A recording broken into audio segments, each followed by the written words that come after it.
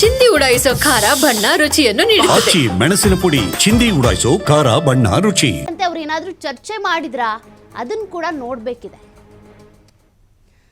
ಚಿನ್ನಸ್ವಾಮಿ ಸ್ಟೇಡಿಯಂನಲ್ಲಿ ಕಾಲ್ತುಳಿತಕ್ಕೆ 11 ಮಂದಿ ಸಾವನ್ನಪ್ಪಿದ್ದಾರೆ. ಮೃತಪಟ್ಟವರಿಗೆ 25 ಲಕ್ಷಕ್ಕೆ ಪರಿಹಾರವನ್ನು ಹೆಚ್ಚಿಸಿದ ಸಿಎಂ ಸಿದ್ದರಾಮಯ್ಯ.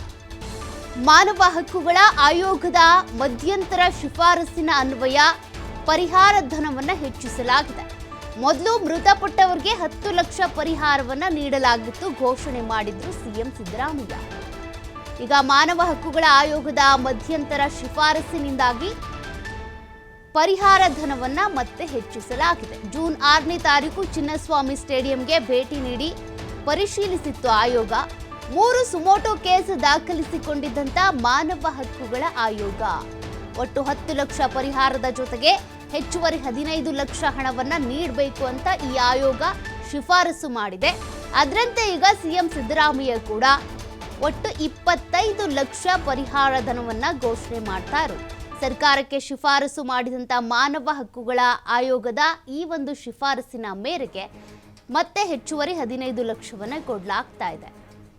11 ಮಂದಿ ಮೃತಪಟ್ಟಿದ್ದಾರೆ. ಆ 11 ಮಂದಿಯ ಮನೆಗೂ ಕೂಡ ತಲಾ ಒಬ್ಬೊಬ್ಬರು ಮನೆಗೂ ಕೂಡ 25 ಲಕ್ಷ ಪರಿಹಾರವನ್ನು ಕೊಡಬೇಕಾಗುತ್ತೆ. ಪರಿಹಾರ ಕೊಟ್ಟರೂ ಕೂಡ ಜೀವ ಏನು ಬರೋದಿಲ್ಲ. ಈಗ ನೋಡಿ, ಭೂಮಿಕ್ ತಂದೆ ರಿಯಲ್ ಎಸ್ಟೇಟ್ ಉದ್ಯಮಿ, ಅವ್ರದ್ದೇ ಆದೊಂದು ಕಾರ್ಖಾನೆ ಇದೆ, ಕೋಟ್ಯಂತರ ರೂಪಾಯಿ ಸಂಪಾದನೆ ಮಾಡಿದ್ದಾರೆ, ಬೇಕಾದಂಗೆ ಆಸ್ತಿ ಇದೆ, ಅನುಭವಿಸೋದಕ್ಕೆ ಮಗ ಇಲ್ಲ. ಅಂಥದ್ರಲ್ಲಿ ಸರ್ಕಾರ ಕೊಡುವಂಥ ಪರಿಹಾರ ಧನವನ್ನು ಯಾರೂ ಕೂಡ ನೆಚ್ಕೊಂಡಿರೋದಿಲ್ಲ. ಬಟ್ ಮಾನವ ಹಕ್ಕುಗಳ ಆಯೋಗ ಮಾನವೀಯತೆಯ ದೃಷ್ಟಿಯಿಂದ ಜೊತೆಗೆ ಆದಂಥ ನಷ್ಟವನ್ನು ಆ ಕುಟುಂಬಕ್ಕೆ ಭರಿಸೋದಕ್ಕಾಗಲ್ಲ, ಹೆಂಗಾದರೂ ಮಾಡಿ ಅಟ್ಲೀಸ್ಟ್ ಒಂದು ಹಣ ಸಹಾಯ ಮಾಡಬೇಕು ಅನ್ನೋ ದೃಷ್ಟಿಯಿಂದ 25 ಲಕ್ಷ ಪರಿಹಾರ ಕೊಡಿ ಅಂತ ಹೇಳಿದೆ. ಪರಿಹಾರ ಕೊಟ್ಟ ತಕ್ಷಣ ಎಲ್ಲವೂ ಕೂಡ ಸರಿ ಹೋಗೋದಿಲ್ಲ.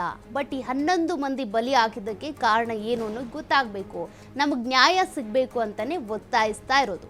ಅದರಲ್ಲೂ ಭೂಮಿಕ್ ತಂದೆ ಅಂತೂ ಅವರ ಆಕ್ರೋಶ ಆಕ್ರಂದನದ ಮಾತುಗಳನ್ನು ನೀವು ಗಮನಿಸ್ತಾನೆ ಇದ್ದೀರಾ. ಪ್ರತಿ ಮಾತಲ್ಲೂ ಕೂಡ ಹಿಡಿ ಶಾಪ ಹಾಕ್ತಾನೆ ಇದ್ದಾರೆ.